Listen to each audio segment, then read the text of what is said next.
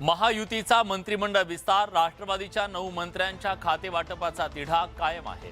या संदर्भात बैठकांचा सिलसिला सुरू आहे। दुपारी फडणवीस यांच्या निवासस्थानी या संदर्भातली बैठक पार पडली। सोमवारी रात्री उशिरा मुख्यमंत्र्यांचं निवासस्थान असलेल्या वर्षा बंगल्यावर मुख्यमंत्री एकनाथ शिंदे, उपमुख्यमंत्री देवेंद्र फडणवीस आणि उपमुख्यमंत्री अजित पवार यांच्यामध्ये तब्बल 1.5 तास तिघांमध्ये चर्चा पार पडली। राष्ट्रवादी काँग्रेसकडून चांगल्या खात्यांची मागणी होत असल्यानं महायुतीचा विस्तार लांबण्याची शक्यता आहे। भुजबळ वळसेंना साजेसं मंत्रिपद मिळावं अशी मागणी अजित पवारांनी शिंदे फडणवीसांकडे केल्याची माहिती आहे। अजित पवार गट खात्यांसाठी आक्रमक झाल्यानं उद्धव ठाकरेंनी शिंदे गटाला टोला हाणलाय। राष्ट्रवादीचे किती झाले? म्हणजे मिंदेच्या नाकी 9 आलेत। एकूणच मिंदे काय भाजपच्या नाकी 9 आलेत ना आता। उपमुख्यमंत्री अजित पवार त्यांच्या सहकारी मंत्र्यांची समजूत काढत असल्याची माहिती असून लवकरच भाजप आणि शिवसेना मंत्र्यांचा शपथविधी पार पडणार आहे आणि खाते वाटपात भाजप शिवसेनेचा वर्चस्व असू शकतो अशी सूत्रांची माहिती आहे। अजित पवारांसह राष्ट्रवादी काँग्रेसच्या 9 जणांनी मंत्रिपदाची शपथ घेतली। मंत्रिपदाची शपथ घेऊन 1 आठवडा उलटला असला तर या मंत्र्यांचं खाते वाटप झालेलं नाहीये। मात्र मंत्र्यांना शासकीय बंगल्यांचं वाटप करण्यात आलंय। सरकारमध्ये सामील झालेल्या अजित पवार गटातील मंत्र्यांना बंगल्यांचं वाटप करण्यात आलंय। या संदर्भात राज्य सरकारकडून रीतसर अधिसूचना जारी करण्यात आली आहे। उपमुख्यमंत्री अजित पवार यांचा देवगिरी बंगला कायम असून त्यांच्या व्यतिरिक्त इतर 7 मंत्र्यांसाठी निवासस्थानांची यादी जाहीर करण्यात आली आहे। छगन भुजबळांना B6 सिद्धगड बंगला देण्यात आलाय। हसन मुश्रीफ यांना विशालगड बंगला देण्यात आलाय। माजी गृहमंत्री दिलीप वळसे पाटील यांना सुवर्णगड हा बंगला देण्यात आलाय। धनंजय मुंडेंना प्रचितगड हा बंगला दिला गेलाय। धर्मराव बाबा आत्राम यांना सुरुची 3 हा बंगला दिला गेलाय, तर अनिल भाईदास पाटील यांना सुरुची 8 हा बंगला, तर संजय बनसोडेंना सुरुची 18 हा बंगला दिला गेलाय। उद्धव ठाकरे 2 दिवस विदर्भाच्या दौऱ्यावर होते। सोमवारी नागपुरातील सभेत उद्धव ठाकरेंनी उपमुख्यमंत्री देवेंद्र फडणवीस यांच्यावर जोरदार टीका केली। ठाकरेंनी फडणवीसांचा उल्लेख नागपूरचा कलंक केल्यानं राज्याचं राजकारण तापलं। उद्धव ठाकरे यांनी उपमुख्यमंत्री देवेंद्र फडणवीस यांचा उल्लेख नागपूरचा कलंक केल्यानं भाजप आक्रमक झाली आहे। राज्यात अनेक ठिकाणी भाजप कार्यकर्त्यांनी उद्धव ठाकरेंचा प्रतिकात्मक पुतळा जाळून आंदोलन केलं। उपमुख्यमंत्री देवेंद्र फडणवीस यांनीही ट्विटरवरून उद्धव ठाकरे यांना कलंकीचा कावीळ असं संबोधत 8 मुद्दे मांडत ठाकरेंवर पलटवार केला। तर भाजप प्रदेशाध्यक्ष चंद्रशेखर बावनकुळेंनी ठाकरेंचा कलंकित करंटा असा उल्लेख करत इशारा दिलाय। कलंकित करंटा उद्धव ठाकरे हा त्या लोकांना साथ देणारा, काँग्रेसच्या लोकांना राजकीय परिस्थितीचा फारच विपरीत परिणाम झालेला दिसतो। कदाचित त्यांना मानसोपचार तज्ज्ञाचा सल्ला घ्यावा लागेल। भाजपच्या टीकेनंतरही ठाकरे वक्तव्यावर ठाम असून भाजप नेत्यांनाच काही सवाल केलेत। कोणाच्या तब्येतीवर न बोलता, कोणाच्या कुटुंबावर न बोलता तरी सुद्धा तो कलंक नाही लागत। तर माझं म्हणणं आहे की ही लोक कलंक आहेतच। या आरोप प्रत्यारोपांमुळे आगामी काळात ठाकरे गट आणि भाजपमधला संघर्ष आणखी पेटण्याची चिन्ह आहेत। जवळपास गेल्या 2 ते 2.5 वर्षापासून प्रलंबित असणाऱ्या राज्यपाल नियुक्त 12 आमदारांच्या नियुक्तीचा मार्ग अखेर मोकळा झालाय। या संदर्भात सर्वोच्च न्यायालयात झालेल्या सुनावणीत सरन्यायाधीशांनी नियुक्त्यांबाबत महत्त्वाचे निर्देश दिलेत। त्यामुळे लवकरच राज्यपाल नियुक्त 12 आमदारांची नियुक्ती होण्याची शक्यता आहे। राज्यपाल नियुक्त 12 आमदारांच्या नियुक्तीवरची स्थगिती सर्वोच्च न्यायालयानं तुर्तास उठवली आहे। याचिकाकर्ते रतन सोहली यांना याचिका मागे घेण्यास सर्वोच्च न्यायालयानं परवानगी दिली आहे। त्यामुळे नियुक्तीवरची स्थगिती तुर्तास उठली आहे। तसंच यातले दुसरे याचिकाकर्ते सुनील मोदी यांना न्यायालयानं दाद मागायची असल्यास नवीन याचिका दाखल करायला सांगितली। जून 2020 पासून 12 राज्यपाल नियुक्त आमदारांच्या बाबतीतला मुद्दा सर्वोच्च न्यायालयात प्रलंबित होता। या दरम्यान सरकार बदलल्यानंतर या नियुक्त्यांचा मार्ग मोकळा होणार असं वाटत असताना राज्यपालांनी महाविकास आघाडी सरकारनं दिलेली यादी परत पाठवली। त्यानंतर पुन्हा एकदा या नियुक्त्यांसंदर्भात आक्षेप घेण्यात आले। सप्टेंबर 2022 पासून सर्वोच्च न्यायालयानं या संदर्भात स्थगिती आदेश ठेवला होता। अजित पवारांनी आपल्या समर्थक गटासह शिंदे फडणवीस सरकारला पाठिंबा दिला। या राजकीय भूकंपानंतर शरद पवार आणि अजित पवार यांच्यातले संबंध काहीसे बिघडले। हे बिघडलेले संबंध सुधारण्याचे प्रयत्न सुरू झाल्याचं मंगळवारी पाहायला मिळालं। अजित पवार यांचे पुतणे आणि श्रीनिवास पवार यांचे पुत्र युगेंद्र पवार शरद पवारांच्या भेटीला वायबी चव्हाण सेंटर इथं पोहोचले. श्रीनिवास पवार यांचे चिरंजीव युगेंद्र पवार आणि शरद पवार यांच्यात 15 ते 20 मिनिटांची भेट झाली. भेटीनंतर युगेंद्र पवार यांनी माध्यमांशी बोलायला नकार दिला. तर दुसरीकडे अजित पवार हे श्रीनिवास पवार यांच्या भेटीला गेल्याची माहिती समोर आली. श्रीनिवास पवार हे अजित पवारांचे सख्खे मोठे बंधू आहेत. याआधी 2019 मध्ये पहाटेचा शपथविधी झाला. त्यावेळी अजित पवार हे श्रीनिवास पवार यांच्या घरी होते. आता तशी परिस्थिती नसली तरी ज्यावेळी अजित पवार आपले मोठे बंधू श्रीनिवास पवार यांच्या भेटीसाठी जातात त्याचवेळी त्यांचे पुत्र युगेंद्र पवार अजित पवारांच्या भेटीसाठी वायबी चव्हाण सेंटरमध्ये पोहोचतात. त्यामुळे या भेटीचं टायमिंग पाहता कुटुंबात काहीतरी बोलणी किंवा चर्चा सुरू आहे का असे तर्कवितर्क लढवले जात आहेत. दोन्ही भेटी एकाच वेळी होत असल्यानं त्याची चर्चा रंगली आहे.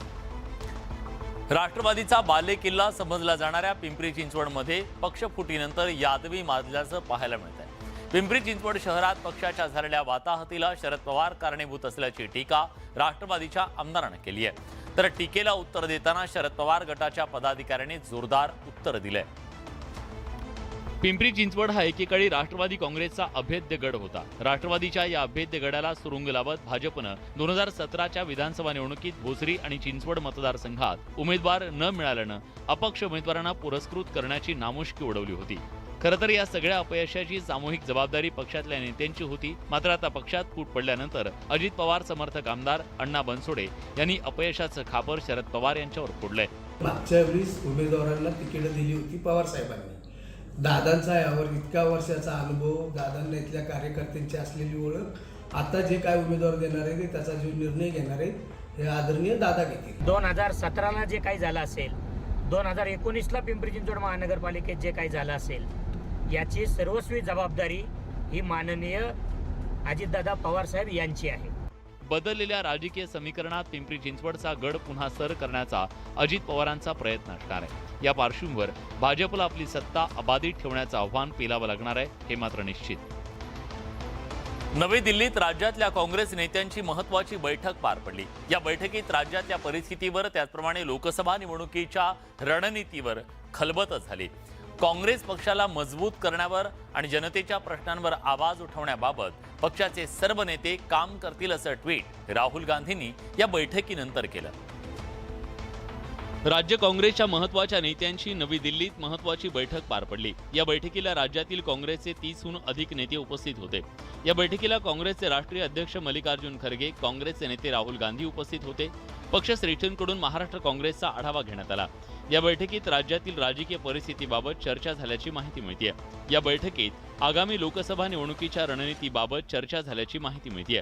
या विधान परिषद हो अपोजिशन में जिसकी तादाद जो अपोजिशन में जो लोग हैं उसकी तादाद जिनके पास ज़्यादा होगी उसका स्पीकर को अपोजिशन लीडर बनाना पड़ता है. येणाऱ्या राजकीय आता सध्याच्या राजकीय परिस्थितीवर, आगामी निवडणुकीवर, संभाव्य उद्भवणाऱ्या परिस्थितीबद्दल आमची सर्व चर्चा झाली.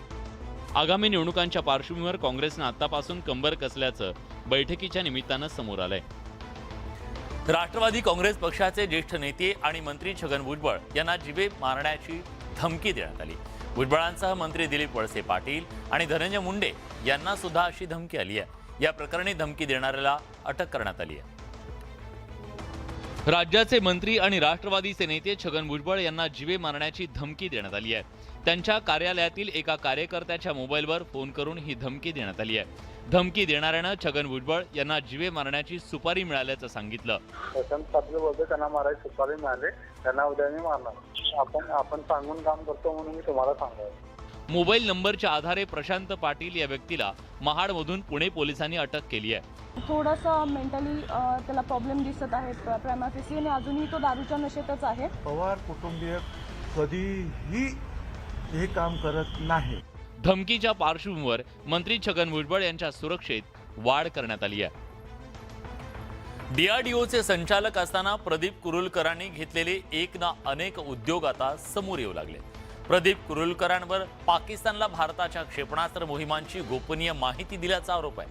आता कुरुलकरांच्या अडचणी वाढवणारी धक्कादायक बाब समोर आली आहे.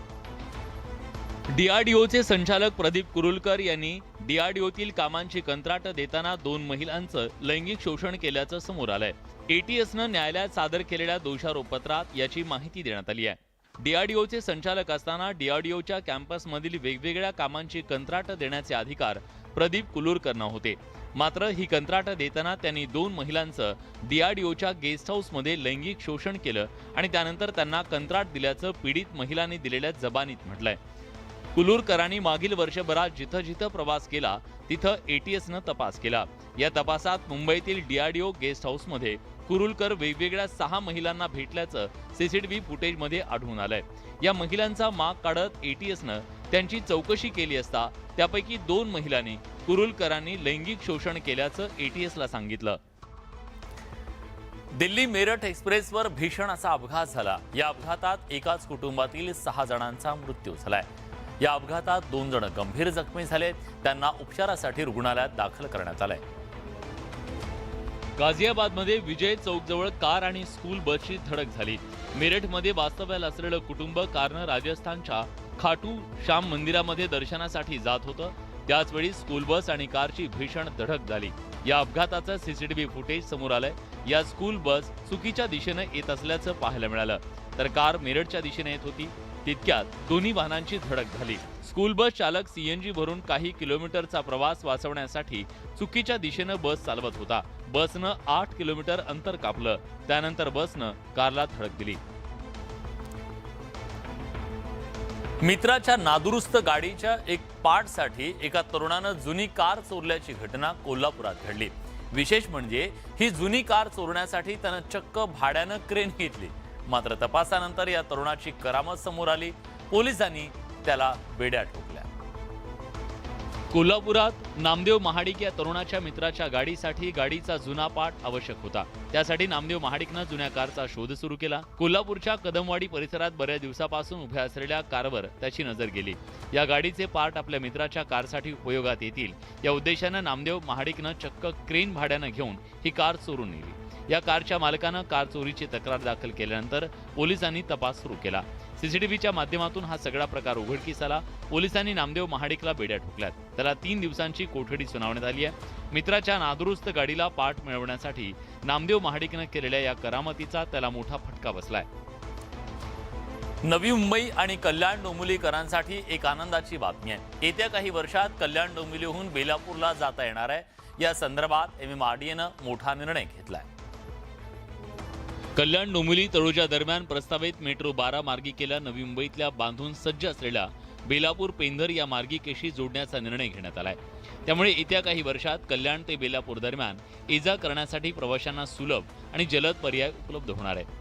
तळोजापर्यंत मेट्रो 12 नेल्यानंतरही पुढे बेलापूरपर्यंत जाण्यासाठी प्रवाशांना उलटसुलट प्रवास करावा लागू शकतो. ही बाब विचारात घेऊन MMRDAनं मेट्रो 12 आणि नवी मुंबईतील बेलापूर पेंधर मेट्रो 1 मार्गिका एकमेकांशी जोडण्याचा निर्णय घेतलाय. किमान 2 किलोमीटरनं मार्गिकेचा विस्तार करण्यात येणार आहे. पेंधर मेट्रो स्थानकात या दोन्ही मार्गिकांची अदलाबदल करून पुढे प्रवास करता येईल. नव्या विस्तारित मार्गिकेचे पुन्हा आरेखन करून बांधकामासाठी नव्यानं निविदा मागवण्यात येणार आहे. मुंबई ठाणेसह राज्याच्या विविध भागात दहीहंडी उत्सव मोठ्या उत्साहात साजरा केला जातो. सध्या गोविंदा पथकांकडून जोरदार सराव सुरू आहे. दहीहंडी उत्सवाच्या तोंडावर अजित पवार गटानं मोठी मागणी केली आहे.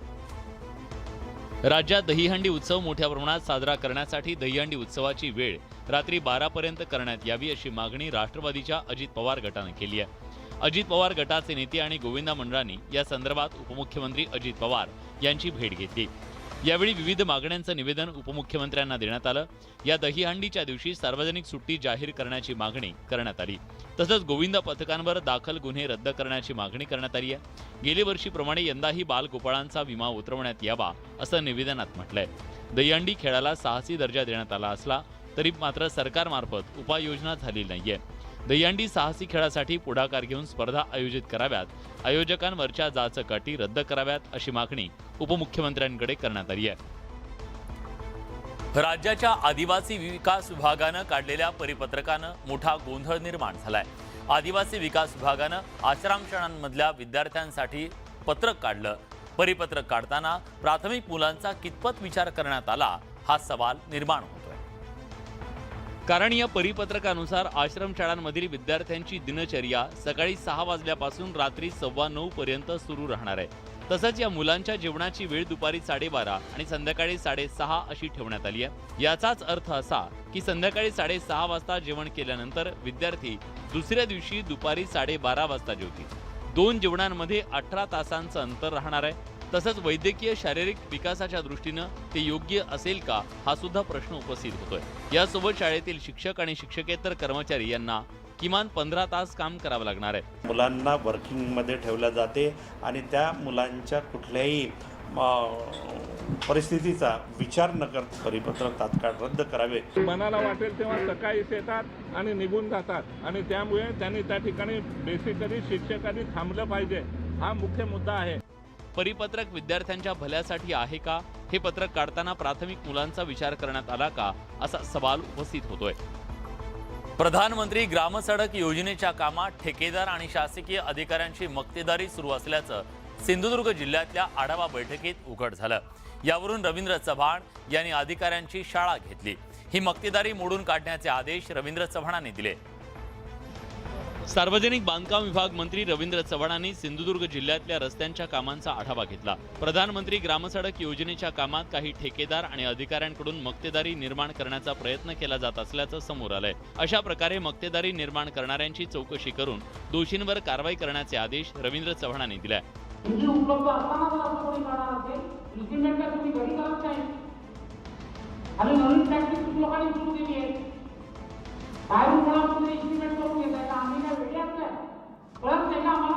प्रधानमंत्री ग्रामसडक योजनेच्या कामांसाठी वारंवार निविदा काढूनही ठेकेदार मिळत नसल्याचं आढळून आलंय।